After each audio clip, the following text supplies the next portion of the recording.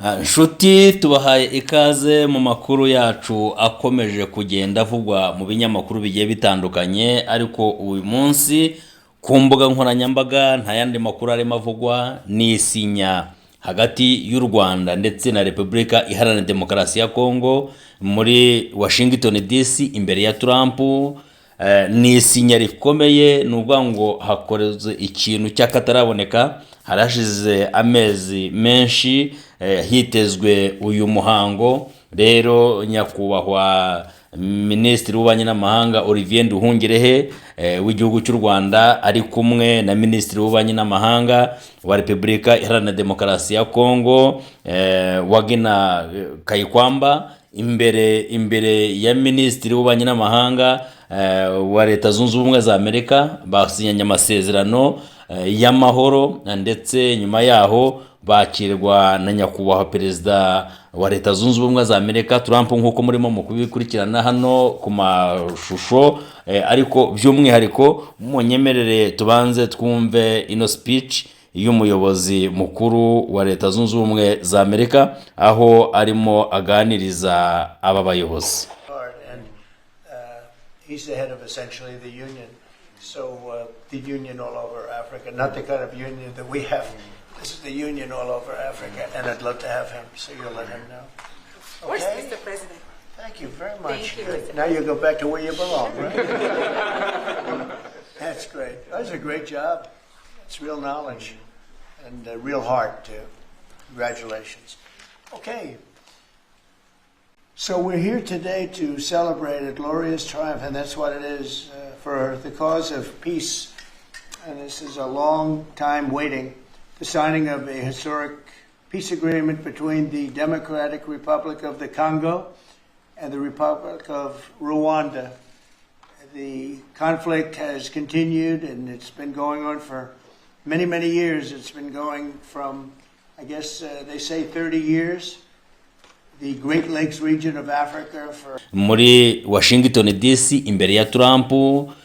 Ni isinya rikomeye, nubwo ngo hakoreze ikintu cy'akataraboneka. Harashize amezi menshi hitezwe uyu muhango. Without the leadership and vision of President Trump, he has made peace a priority of his administration, and we have taken up his call to find a peaceful resolution to this conflict. I would like to recognize the tireless work that both foreign ministers and their teams put into reaching this agreement.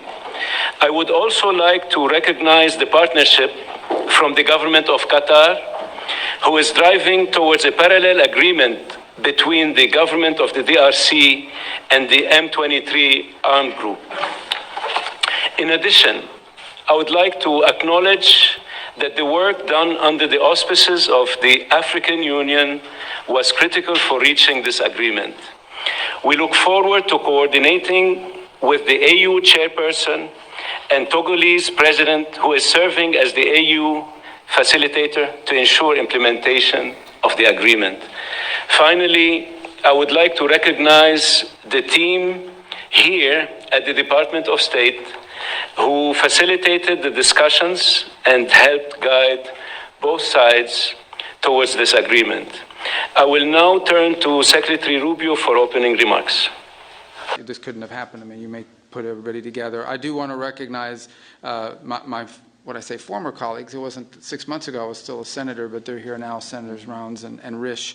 Senator Risch is the chairman of the Foreign Relations Committee and a very close friend of mine, and he's obviously watched this issue very closely. He's made it a priority. And Senator Rounds has been talking to me about this before I was even nominated to the position and even during the nomination process. And we have others who are not able to make it today that I also want to recognize, Senator Coons and Booker. There's been a lot of interest in this, and we're grateful to all of them. They were invited, but I guess, there's stuff going on in the Senate, as you know. And but we're grateful that both of you are here, and it's instrumental. This is, an important moment after 30 years of war. President Trump is a president of peace. He really does want peace. He prioritizes it above all else. We saw his intervention in the conflict between India and Pakistan. We saw his intervention most recently is a few days ago in a very dangerous. Nyakubahwa Marco Rubio aho agiye gutangiza uyu muhango nyirizina aho bagiye gusinya amasezerano ndetse nyakubahwa Minisitiri w'Ububanyi n'Amahanga Kayikwamba ndetse na nyakubahwa Minisitiri w'Ububanyi n'Amahanga w'u Rwanda Olivier Nduhungirehe imbere ya Marco Rubio bakaba bagiye gusinyana amasezerano ariko ibirimo bivugwa mu binyamakuru noneho uyu munsi ni byinshi ku rwego rwo hejuru aho uyu munsi nta kindi kirimo kivugwa. And to all Congolese citizens following this movement, wherever you may be.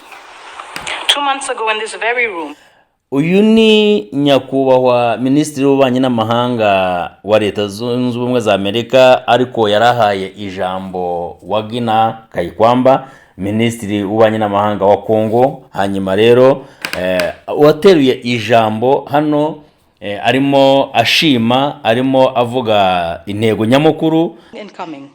It will not erase the pain, but it can begin to restore what conflict has robbed many women, men and children of: safety, dignity, and a sense of future. For the Great Lakes region, it offers a rare chance to turn the page, not just with words, but with real change on the ground. Some wounds will heal, but they will never fully disappear. They may grow over, but the skin will forever remain thin and frail, and deep down, the flesh will still remember. At times, we will feel numb, and at others, we will feel a sudden pang that will remind us of what was lost forever. The scars we carry on our bodies and in our souls will remind us of what must never be forgotten, repeated, or accepted. A few days ago in Kinshasa, a coalition of women's organizations shared a clear message with me. Nous ne voulons pas d'une paix d'élite. Nous voulons une paix réelle, vécue, partagée et construite avec nous.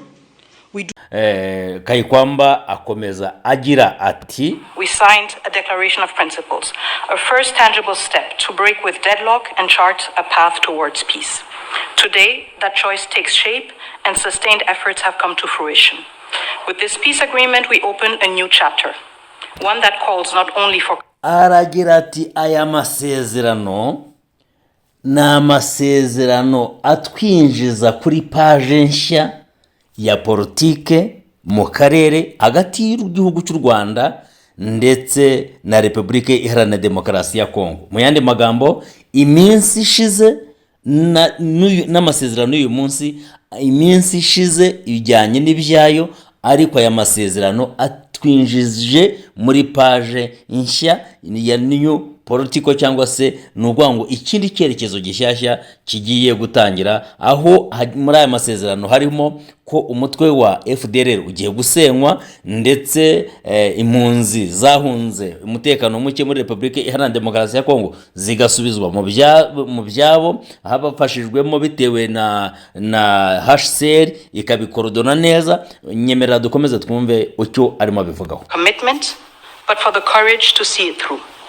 By signing this agreement, we reaffirm a simple truth. Peace is a choice, but also responsibility. To respect international law, to uphold human rights, and to protect the sovereignty of states. Those who have suffered the most are watching.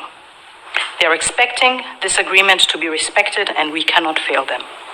This agreement builds on the efforts of many. First and foremost, we want to express our sincere gratitude to His Excellency President Donald J. Trump for his commitment to this peace process. His leadership kept this process focused and goal-oriented, and that from day one. This was further characterized by the quality and resolve of the entire U.S. team, illustrated by the critical support of Senator Rubio and Dr. Boulos.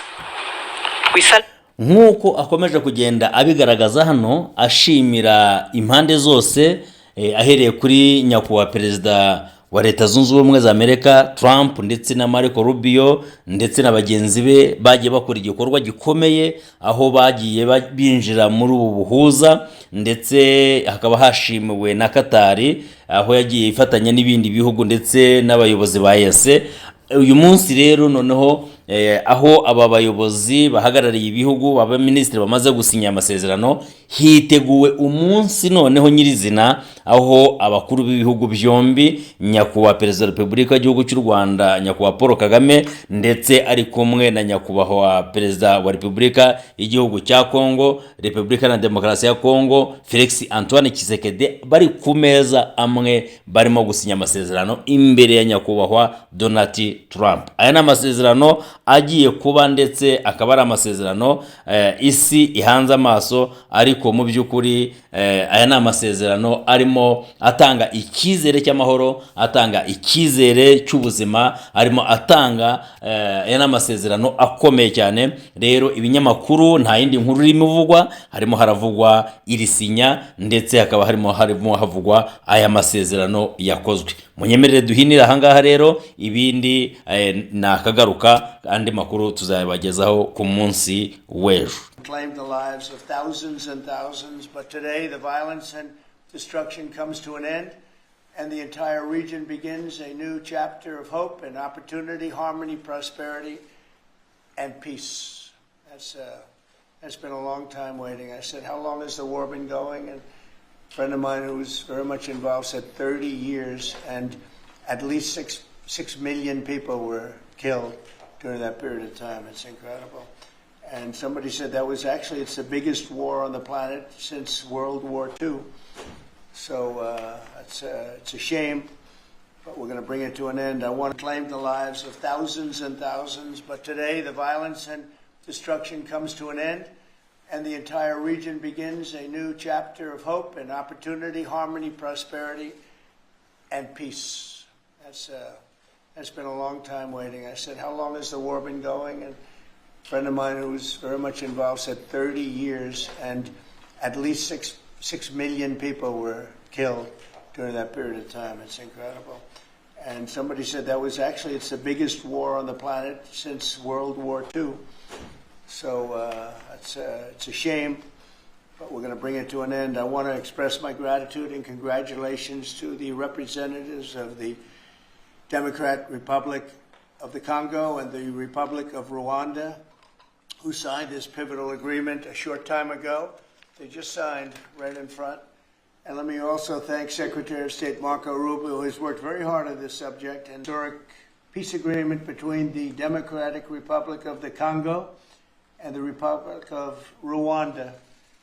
The conflict has continued, and it's been going on for many, many years. It's been going from, I guess they say 30 years, the Great Lakes region of Africa for